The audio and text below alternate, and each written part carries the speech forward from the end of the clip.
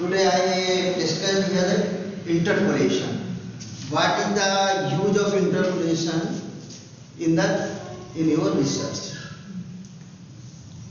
जैसे interpolation means आपको समझ में आ रहा होगा कि इंटरपोलेट यानी कोई भी एरिया है उसके इंटरपोलेट।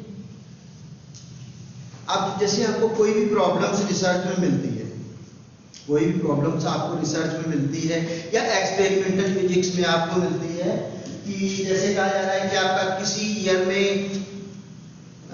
आपका पॉपुलेशन इतना था, नेक्स्ट ईयर में पॉपुलेशन इतना है और नेक्स्ट ईयर में मतलब कई ईयर्स का लगातार आपका पॉपुलेशन दिया हुआ है और उसी में बीच में किसी एक पॉइंट पे पॉपुलेशन नहीं दिया है और उस पॉपुलेशन को आपको फाइंड करना है, तो उसके लिए आप क्या करते हैं? इंटरपोलेट। इंटरपोलेशन में भी आपका दो तरह से प्रॉब्लम होती है। अगर इन बिटवीन है तब तो वो इंटरपोलेशन है, और लेकिन क्या है अगर उसके बाहर से आपको वैल्यू निकालनी है कोई, जैसे आपका 1970 से लेकर 2001 तक का दिया है 5 इयर्स के डिफरेंस में, और 2001 के बाद 2005 से आपको कोई वैल्यू निकालनी है या पॉपुलेशन निकालना है, तो that is the problem of the extrapolation. ठीक, इंटरपोलेशन में भी आपका जो है दो पार्ट्स हो जाते हैं। वन पार्ट जो है आपका जो फर्स्ट पार्ट है वो क्या है, जब जो डाटा है गिवन डाटा जो है आपका क्या है, जिसमें स्टेप साइज इक्वल माने इक्वली इक्विडिस्टेंस में, ठीक है, और दूसरा क्या होता है जहां पे इक्विडिस्टेंस ना। जब इक्विडिस्टेंस है उस कंडीशन में हम क्या लगाएंगे, Newton's forward, Newton's Gregory forward और बैकवर्ड। और जब आपका जो है स्टेप साइज इक्वल नहीं है, माने जो भी दिया हुआ डाटा है बराबर बराबर दूरी पे नहीं है, उसको कहेंगे, तो उस समय हम क्या करेंगे, डिवाइड डिफरेंस क्या करेंगे, Newton's divide difference formula use करेंगे। तो ये तो आपका हो गया इंट्रोडक्शन ऑफ इंटरपोलेशन। तो थोड़ा सा इंटरपोलेशन के बारे में आप नोट्स कर लो। Heading interpolation. Interpolation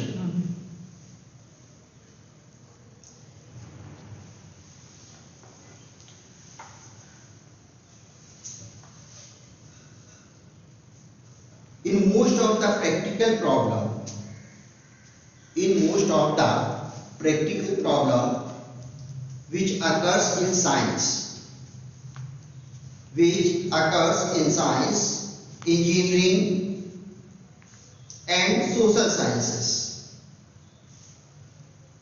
we come across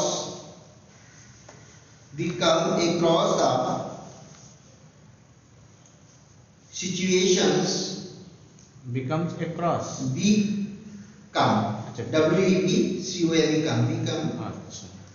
across the situation where the values of a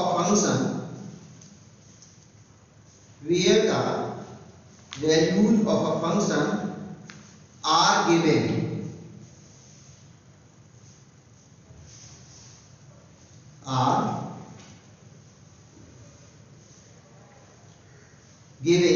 only at certain points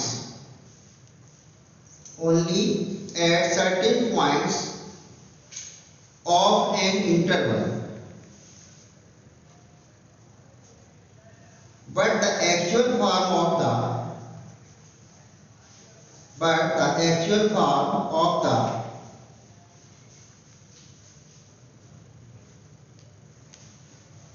function is unknown.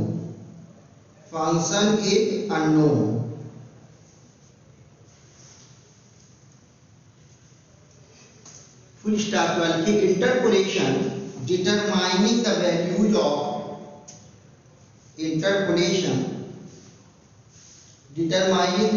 of the function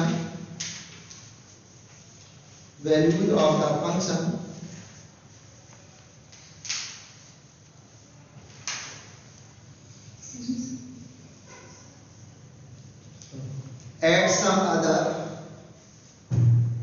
some other points lying inside or around the interval, lying inside or around the interval.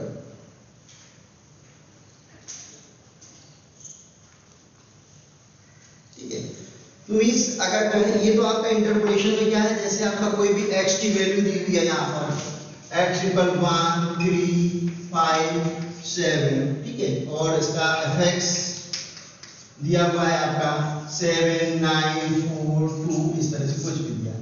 अब इसके अंदर की value, जैसे आपसे कहा जा रहा है कि find the value of f1, find the value of f1, ठीक है, f1 तो दिया ही हुआ है, तो आपका क्या दिया हुआ वैल्यू तो इस प्रॉब्लम में आएगी नहीं।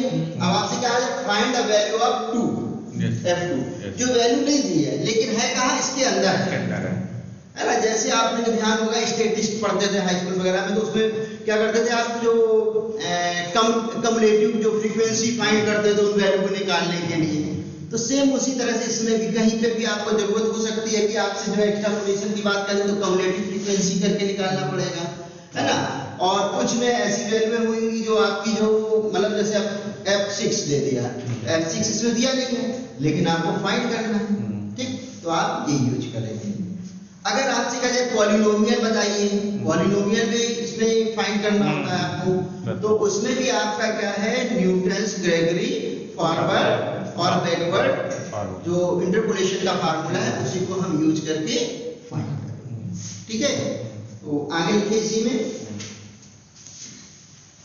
पॉइंट्स करके लिखते जाइए, जैसे कि अलग अलग ये तो हो गए। आगे लिखिए, the term interpolation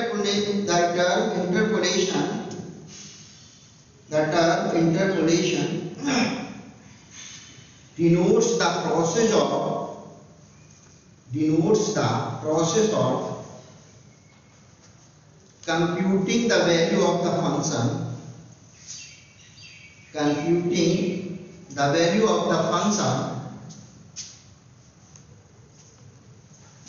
y = fx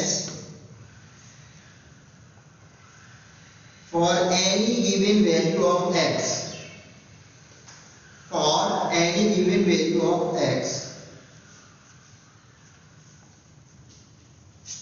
when a set of values of y, when a set of values of y = fx,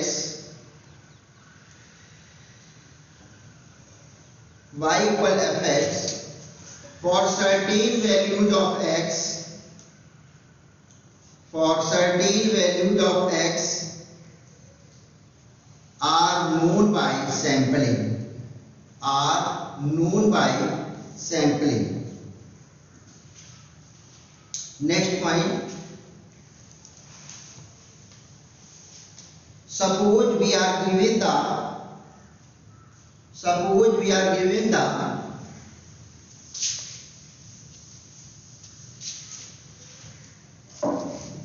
following values of the function, suppose we are given the following values of the function y = fx for a set of values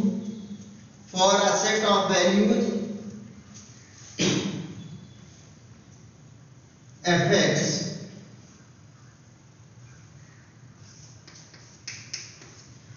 अब क्या, जैसे बहुत सी हमने x की value जो ली है आपकी x0 से स्टार्ट करते हैं, ये आपका y है,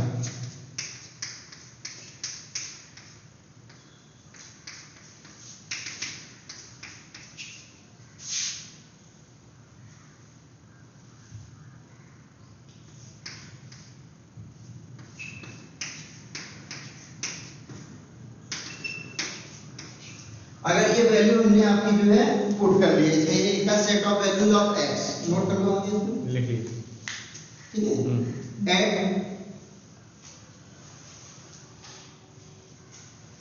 and the form of function is not known clearly, and the form of function is not known clearly.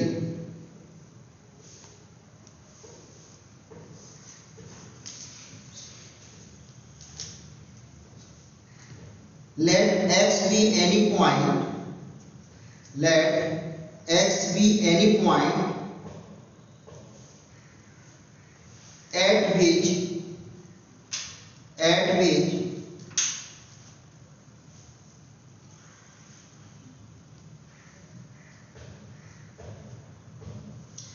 we want to know the value of y, at which we want to know the value of y if x lies in any of the open interval, if x lies in any of the open interval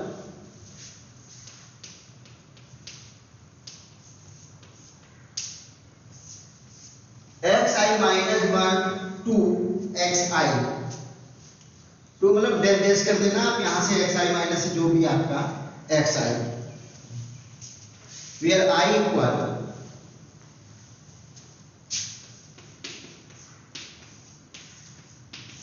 and so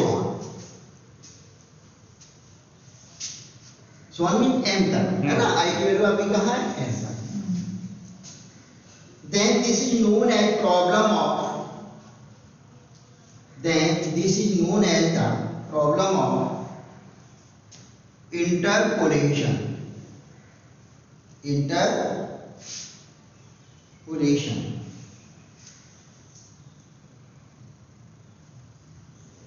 next step पे लिखिए, on other hand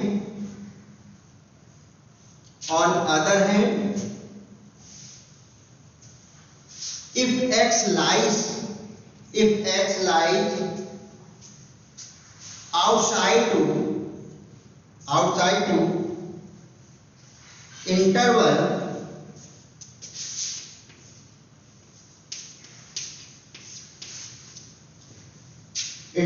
x0 to xn, then this is known as the problem of extrapolation.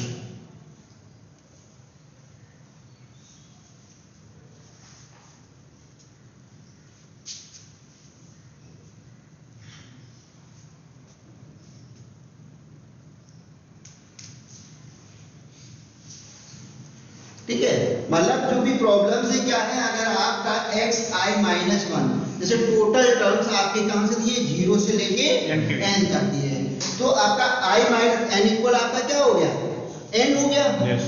i minus 1 यानी n minus 1, जैसे आपका starting आपका क्या है x0 से start हो रहा है तो उसमें x0 छोड़ देंगे और आपका कहां तक जा रहा है xi n। ये जो प्रॉब्लम्स है इसके अंदर जो आपको कोई वैल्यू निकालनी है दैट इज द इंटरपोलेशन, ठीक है। लेकिन अगर कोई भी वैल्यू हमको क्या करनी है, कोई डाटा आपका दिया है और वो डाटा से हमें कोई वैल्यू फाइंड करनी है जो इसके आउटसाइड में है, that is the problem of extrapolation, ठीक है। नेक्स्ट स्टेप लिखिए, but the term interpolation apply to both process,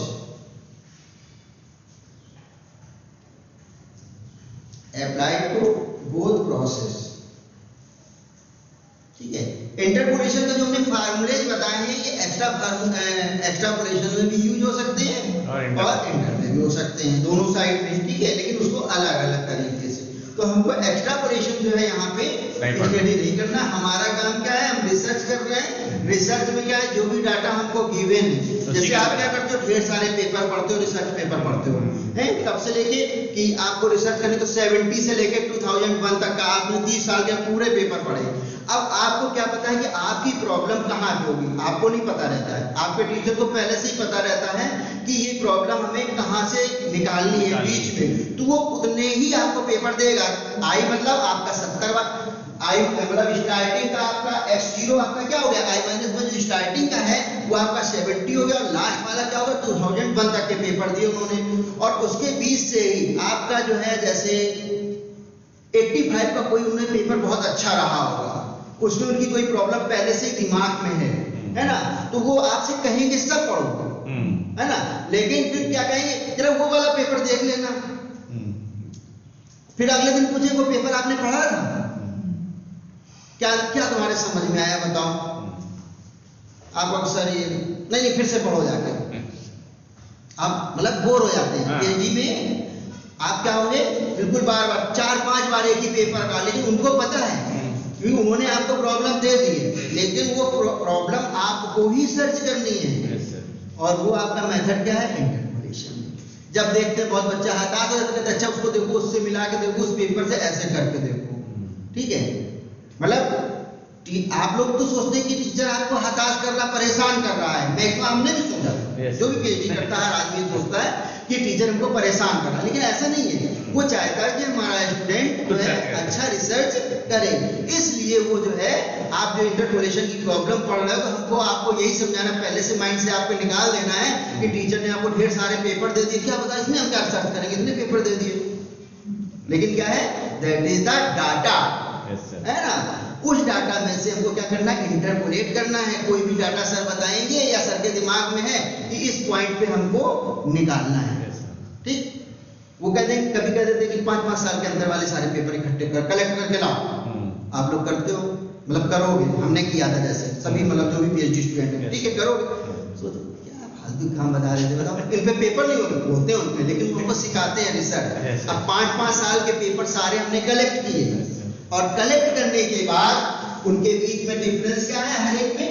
जैसे हमने 1985, 1990, 1995, 2000, 2005, ठीक है। इतने पेपर उनसे कहा 5-5 साल के इकट्ठे करो, ठीक है। हमने इकट्ठे कर लिए।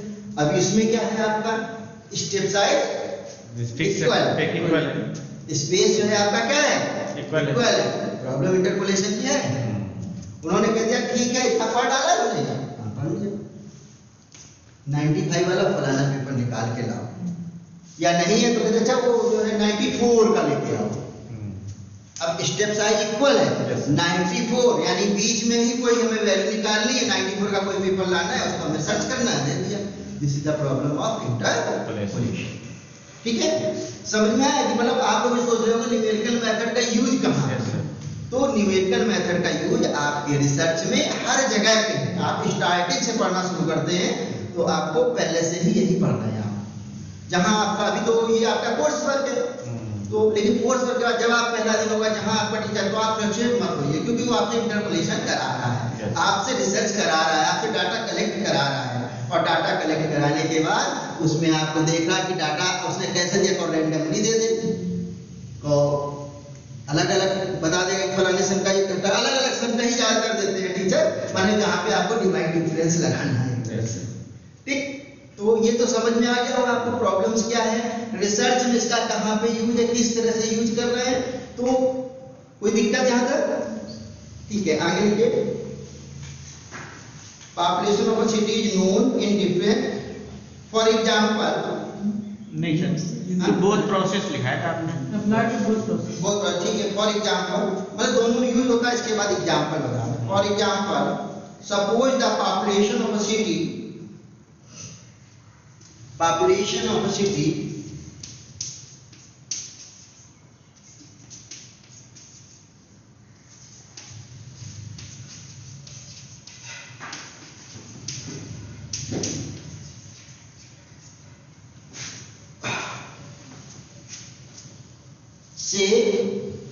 say in 1951, 1961, कॉमा करके लिखते जाइए।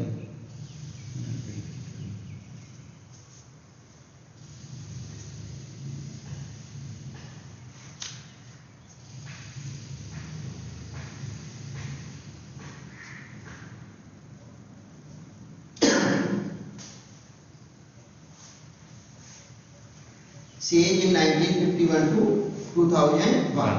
Now if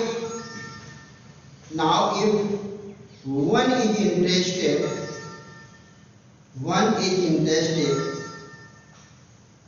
in finding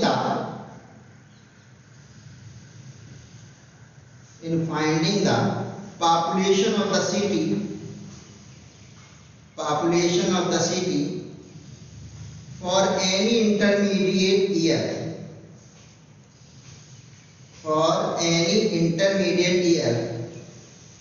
like 1955 or 2000,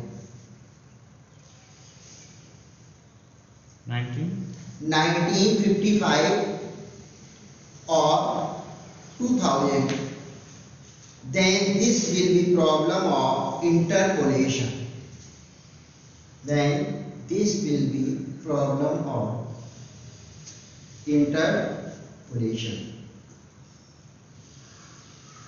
On other hand,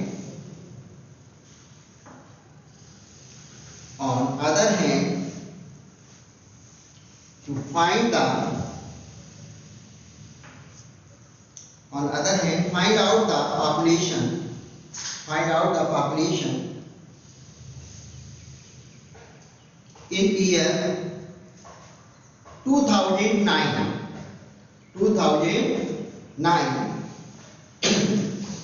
will be a problem of extrapolation. देखिए आप 2009 कहाँ पे इसके बाद के और 1955 कहाँ है, देखो इधर पे 91 उसके बीच में, तो इंटरपोलेशन होगी। ठीक है, interpolations are two types.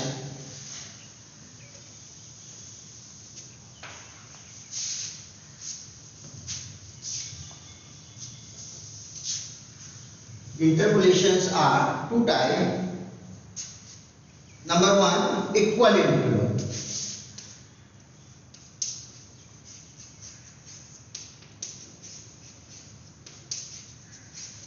Number two, unequal.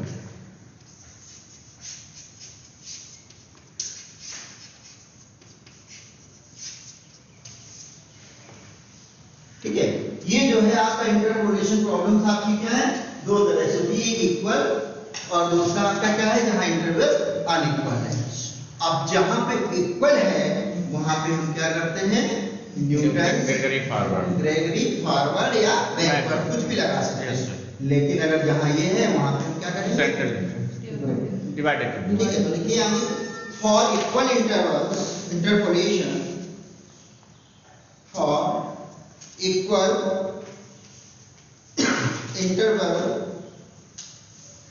interpolation we use Newton's Gregory forward interpolation formula, or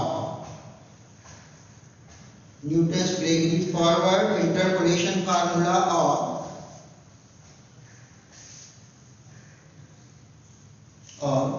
backward interpolation formula, forward or backward interpolation formula.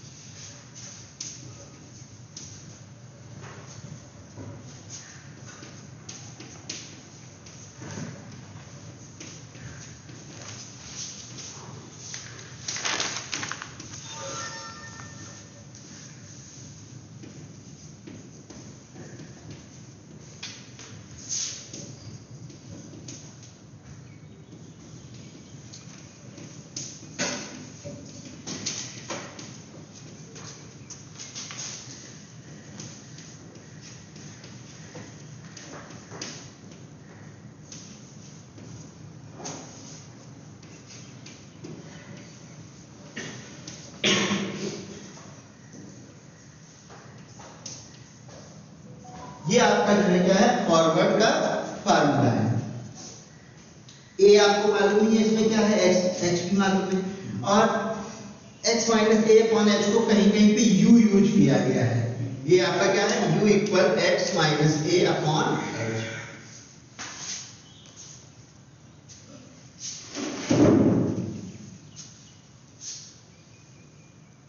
तो मैक्सिमम आपका जो है सभी जगह पे ज्यादातर आपका जो जितने भी जो प्रॉब्लम्स है फॉरवर्ड से ही सॉल्व हो जाते हैं।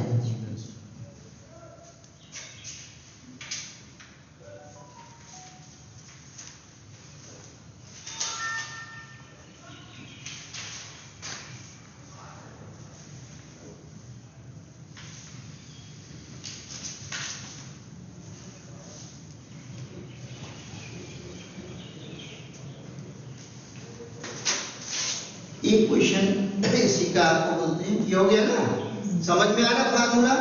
फार्मूला भी आपको हमने पहले भी बताया, कायदे से पहले इंटरपोजिशन होना चाहिए सिलेबस में, इसके बाद जो उस दिन पढ़ाया था वो सब चीजें बाद में होनी चाहिए। ठीक है, क्योंकि इसका यूज पहले भी हम आपको बता चुके फर्स्ट और सेकंड डे। ये इससे क्या है, पॉलिनोमियल भी आप फाइंड करते हैं, है ना, किस ऑर्डर का है ये आपको पता चल जाएगा। पूरा इक्वेशन जो बनेगा दैट इज द पॉलिनोमियल। ठीक है, तो सीधा सिंपल है, f a x minus a h del f x minus a upon h. अब इसके बाद देखो 0 फर्स्ट, सेकंड में 2 है, एक्स माइनस ए माइनस एच 2, और ऐसे आप लास्ट तक चलते जाइए। तो ये आगे आपका बढ़ता चला जाएगा सीरियल से, तो इसमें फार्मूला रखने की जरूरत नहीं है, केवल सीरियल एक बार और भी बताया तो वही चीज है। तो सर इसमें जो पॉलिनोमियल निकालना है तो फैक्टोरियल वाला भी आ सकता है? हाँ, फैक्टोरियल तो लगेगा, लेकिन वो उसमें कुछ नहीं है। जैसे इक्वेशन आपका बनेगा उसमें जैसे कहा जा रहा है फाइंड द वैल्यू ऑफ 1, तो आपको x की जगह 1 रख देना है, वो टोटल फंक्शन आपका वैल्यू आ जाएगी जो भी निकालनी है। ठीक है, तो एक क्वेश्चन के फाइंड द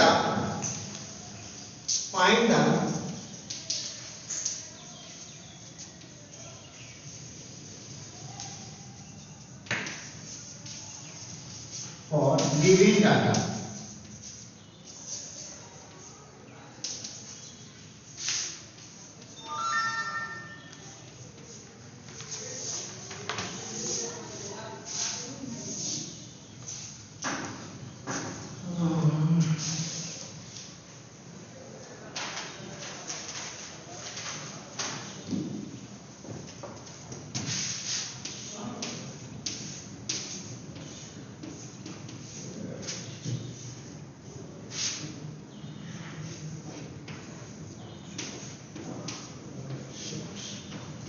ये आपको क्या करना है, इसमें ये कोई डाटा दिया, इसके लिए पॉलिनोमियल निकालना है, और इसके बाद क्या दिया, find the value of n,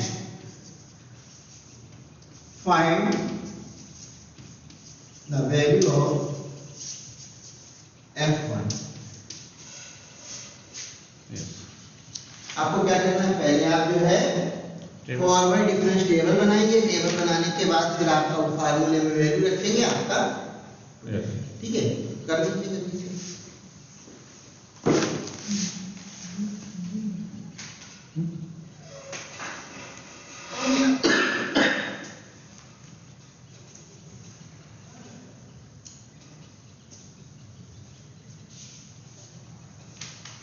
ए आपका क्या है इसमें आपको मालूम है, ए आपका f0 यानी आपका क्या है 2 है।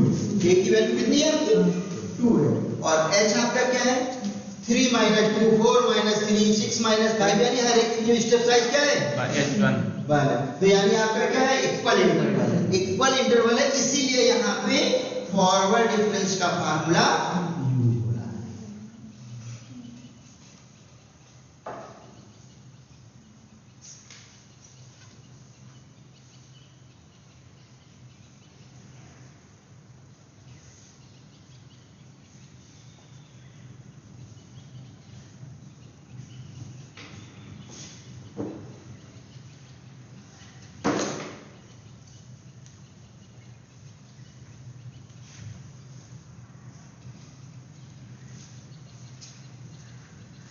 सिग्नेचर हुआ इसमें।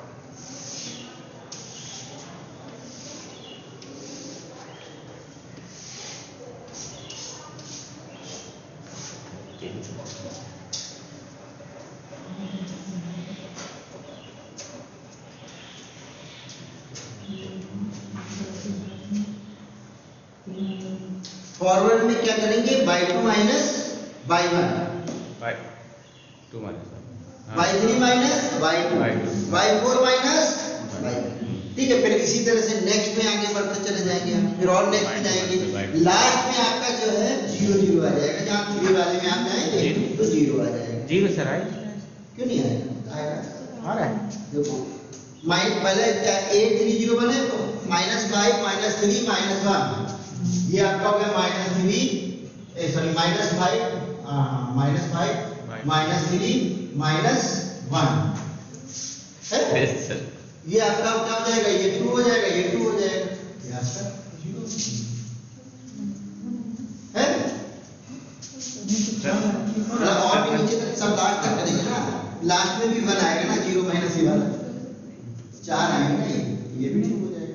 ऊपर प्लस आएगा सर, हां ऊपर प्लस वाला बनाएगा इसका -8 3, तो आपका क्या हुआ 0 माइनस 3 माइनस 8 यानी -5 आया, 0 माइनस 3 आया, -1 और -0 फिर -1 हो गया, 0 -1 फिर आपका फिर 1 हो गया प्लस का। अब फिर क्या है -3 -5 प्लस हो जाएगा, -2 हो जाएगा, और -1 -3 है, माइनस प्लस हो जाएगा, 2 हो जाएगा, और 1 माइनस है तो माइनस प्लस हो जाएगा, ये 2 हो जाएगा, ठीक है। इस तरह से आपका जो है ये टेबल बन गया है। अब आपका क्या करना है, इसमें पॉलिनोमियल आपको फाइंड करना है। पॉलिनोमियल फाइंड करने के लिए आपको क्या करना है, न्यूटन ग्रेविटी फार्मूला यूज करना है, ठीक है। न्यूटन ग्रेविटी फार्मूला आपका क्या है, Fa, पहला आपका क्या होगा Fa, फिर x minus a upon h और आपका डेल Fa, डेल्टा Fa, ठीक है। और इसी तरह से आगे आप बढ़ते चले जाएंगे। तो उसको आप सॉल्व करेंगे, सॉल्व करने के बाद कोई पॉलिनोमियल आपका बना होगा, क्या बना बेटा, आपने कर लिया लग रहा है x² - 10x + 24। अच्छा ठीक है। और इसमें जब वैल्यू रखे तो आपका सॉल्व करने पे कितनी वैल्यू आई 1 के लिए 15। हाँ गुड, ये इसका बिल्कुल सही है, ठीक है। तो ये जो वैल्यू आई आपकी कितनी आई है 15, ठीक। नेक्स्ट एक क्वेश्चन और इसी का है आपका ये, फिर इसके बाद जो है आपका डिवाइड से करेंगे। इस तरह से मेरा इंटरप्रिटेशन खत्म हो जाएगा।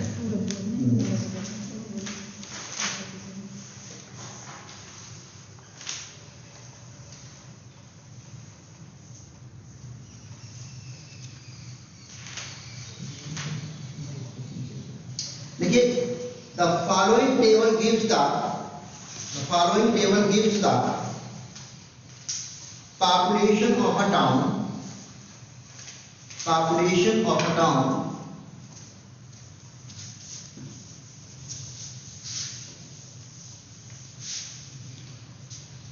during the last 6 census estimate.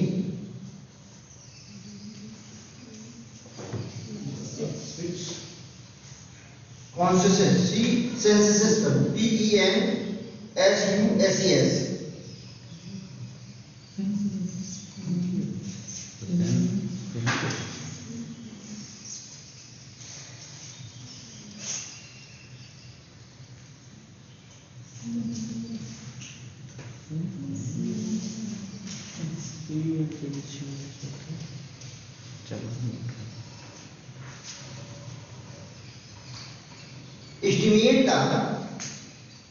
estimate the increase in the population during the period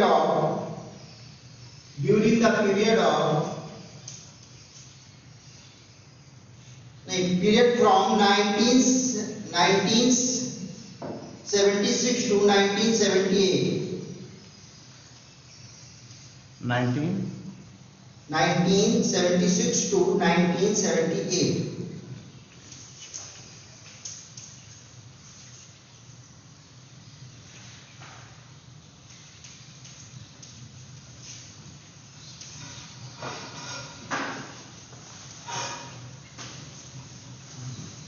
table दिया हुआ है आपका, ये आपका फर्स्ट जो है आपका ईयर है, यस सर, ये ईयर है 1941, 1951, 1961, 1971, 1981, 1990, और ये जो इसके साइड में आपका दिया FH, that is the population of that year in a city. जैसे 1941 में क्या है 12,000 था आपका, 1951 में 15,000 था, 1961 में आपका 20,000 था, 1971 में 27,000 और 1981 में 39,000, 1991 में 52। और आपको फाइंड क्या करना है आपका population during the period from 1976 to 1978। देखिए आप 76 और 78 क्या है, इसके बीच में ही आ रहा है, मतलब वो आपका इंटरपोलेशन का प्रॉब्लम है। ठीक, दूसरा चीज आप देखिए 10 ईयर का आपका है डिफरेंस, तो ये क्या है आपका इक्वल है, तो यानी आपने जो अभी लगाए हैं तो सेम उसी तरह से वो भी आपको लगाना है, लगाइए।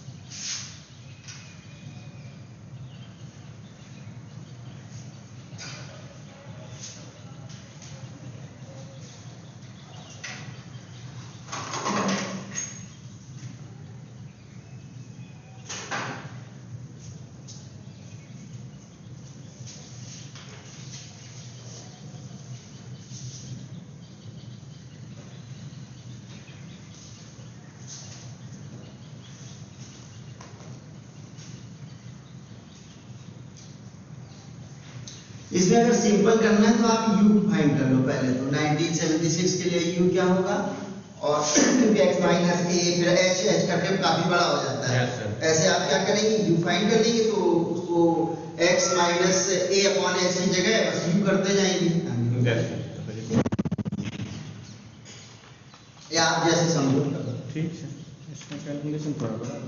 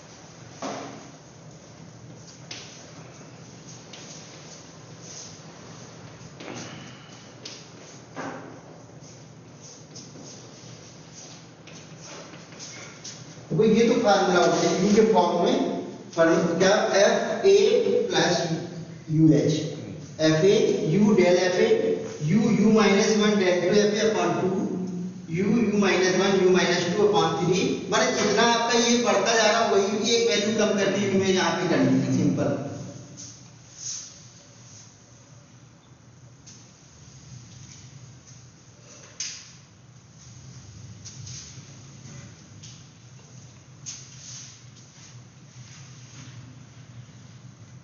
इसलिए फिर टेबल में सब क्या चेंज करेंगे? हैं? टेबल में चेंज करना पड़ेगा। टेबल में सभी चीजें हैं इसमें। आपका देखो ये a आपका ये है 1941, हाँ। फार्मूला u का हमने बताया ना x माइनस a, x आपका क्या है 1976 एंड 1978, इनके बीच का आपको पॉपुलेशन निकालना है। तो आपको क्या करना है 1976 का पहले निकालिए, फिर 1978 का करिए, फिर दोनों का डिफरेंस कर दीजिए, वो इसका हो गया। समझ रहे हो ना भाई? वही है सीधा सीधा कि इतने साल में इतने रुपए थे, इतने साल में इतने, तो बीच में कितने रुपए की इंक्रीजमेंट हुआ, सेम वही चीज इसमें भी है। बोला है हर चीज बेसिक ही। कक्षा 1 2 3 का जो है आपका रिसर्च जो पढ़ते हैं आप ना, कोई रिसर्च सब जगह आगे बढ़ता जाता, कुछ नहीं आगे है, सब जोड़ घटाना गुणा भाग का खेल है।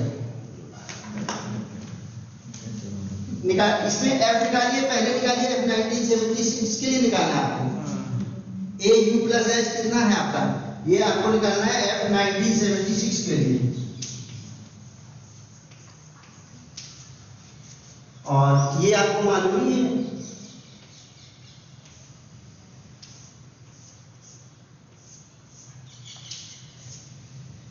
इस तरह से आप डिफरेंस करते हैं।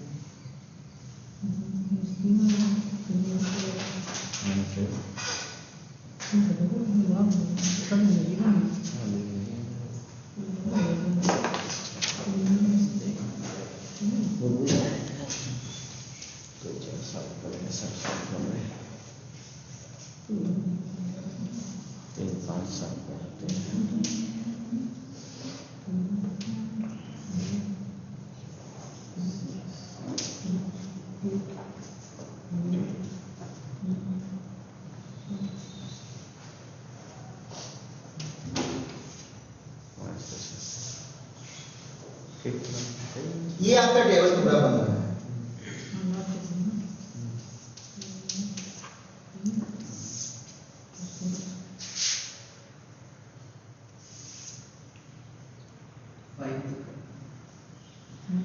हाँ 5 करके 4 के बाद 5 करके, ठीक है। यहाँ आगे बढ़ाते हैं। अच्छा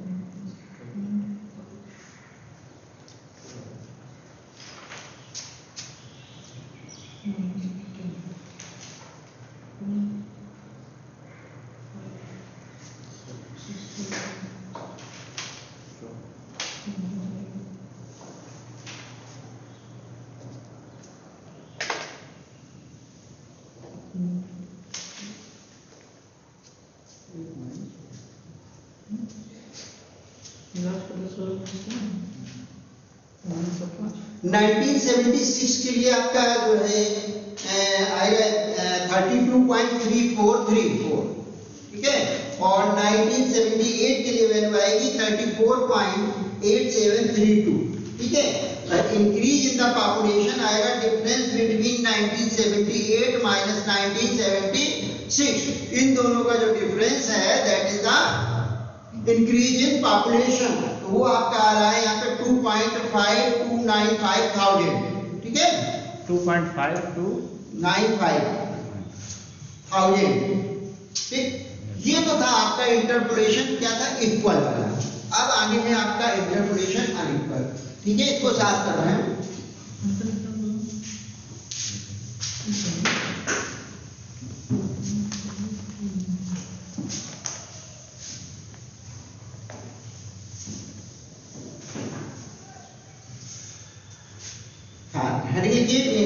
Interpolation with unequal intervals.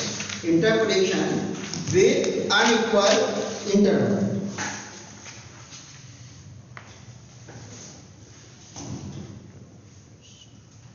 ठीक है, अब आप देखिए जैसे न्यूटन्स ग्रेगरी जो फार्मूला है आपका फॉरवर्ड या backward, that is failed for इसके लिए step size is not equal, ठीक।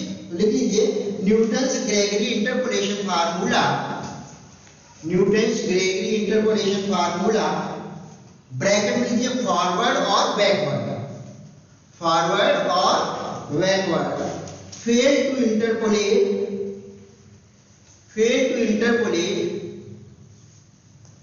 if the data are not equally spaced, if the data are not equally spaced। अब क्या है, data is not equal space, तो हम क्या यूज करेंगे, then we use the divide difference, है ना। When data is not equally spaced, then we use Newton's divide difference formula, Newton's divide difference formula।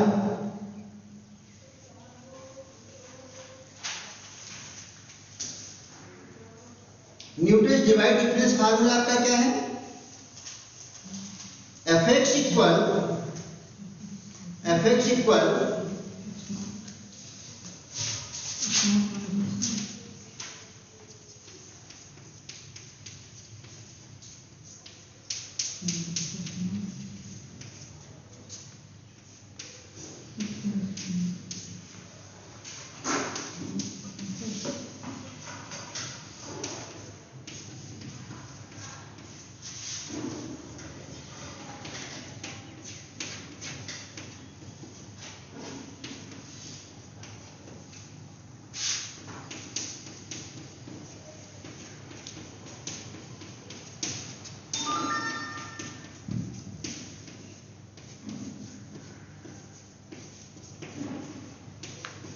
This is the Newton's divide difference formula.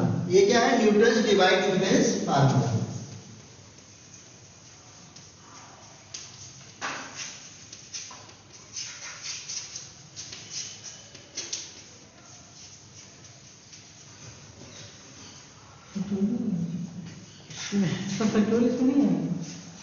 इसमें factorial करने की ये हमने पहले से x minus x करके कर दिया, ठीक है। जब डिवाइड डिफरेंस की बात होगी तो उसमें फैक्टोरियल कहाँ, ध्यान नहीं, ठीक है। अब इसमें आपका जो डिवाइड है, जैसे डिवाइड डिफरेंस क्या है, जो आपका डेल है, जैसे आपका क्या है f x नॉट x1। अगर इसको हम डिवाइड डिफरेंस के फॉर्म में लिखेंगे तो कैसे लिखना है, x1 x not upon h, जो डिफरेंस इनका, हाँ x, जैसे आपका जो डिवाइड डिफरेंस का आप सिंबल लगाएंगे, यहाँ पे आप लिखेंगे x0 सॉरी x1 और यहाँ पे लिखेंगे f x0। ये आपका जो है डिवाइड डिफरेंस को आप डिवाइड मतलब डिनोट करेंगे। ये आपका क्या है, फर्स्ट डिवाइड डिफरेंस है। फर्स्ट डिवाइड डिफरेंस क्या होता है, x1 माइनस x2 और नीचे आपका जो है sorry fx1 minus fx0 upon x1 minus x2। समझ में आ रहा है ना? फर्स्ट डिवाइड डिफरेंस क्या हुआ आपका? fx1 minus fx0 upon x1 minus x0, first divide difference.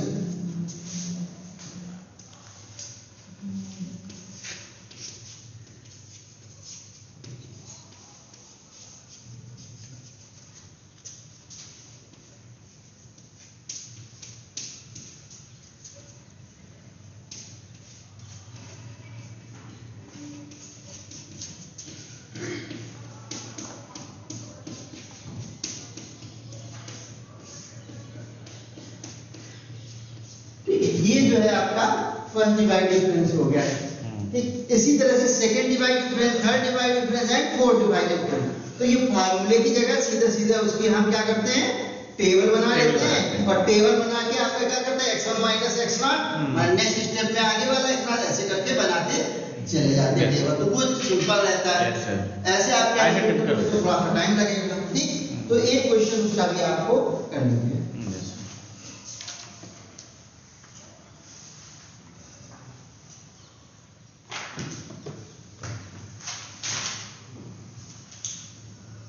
The observed value of function, the observed values of function are, the observed value of functions are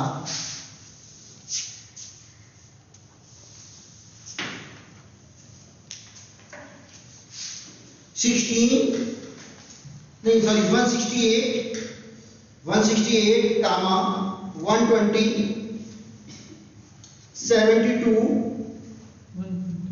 168, 120, 72 and 63 at the position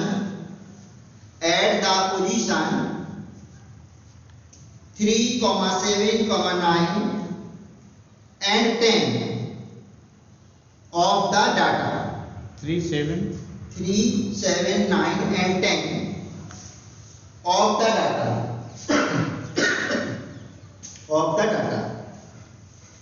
respectively. What is the best estimate for the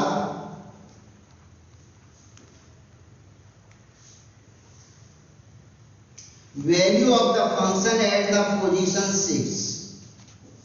What is the best estimate for the value of the function at the position 6?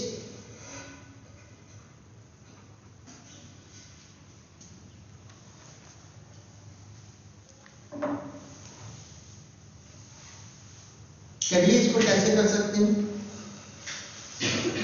Table बनाना है।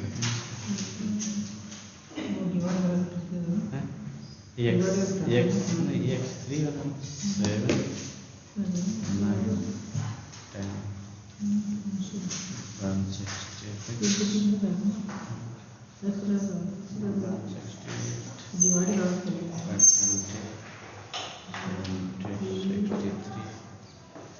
अब ये है ये minus इसको जाने हैं 168 तो ये हो जाएगा माइनस का 48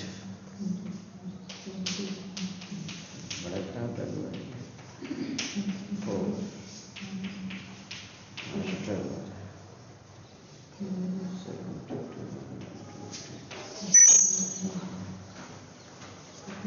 ये जो है आपको डाटा में आपका x दिया है 3, 7, 9, 10। अब देखिए 3 और 4 7 और 2 9, मतलब डिस्टेंस इसका क्या हो गया, इक्वल डिस्टेंस नहीं है, अलग अलग स्टेप लाइन आपका 9 के बाद 3 फिर 10 हो गया।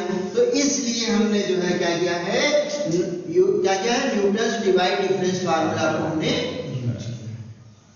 ठीक है। तो ये टेबल बना लीजिए और टेबल में हमने आपको इसकी वैल्यू निकाल दिया है, डिवाइड डिफरेंस की ये लिख दिया फार्मूला, इसको लगा के सारी वैल्यू निकालिए और इसमें आप पुट कर दीजिए, बस आपका आंसर आ जाएगा।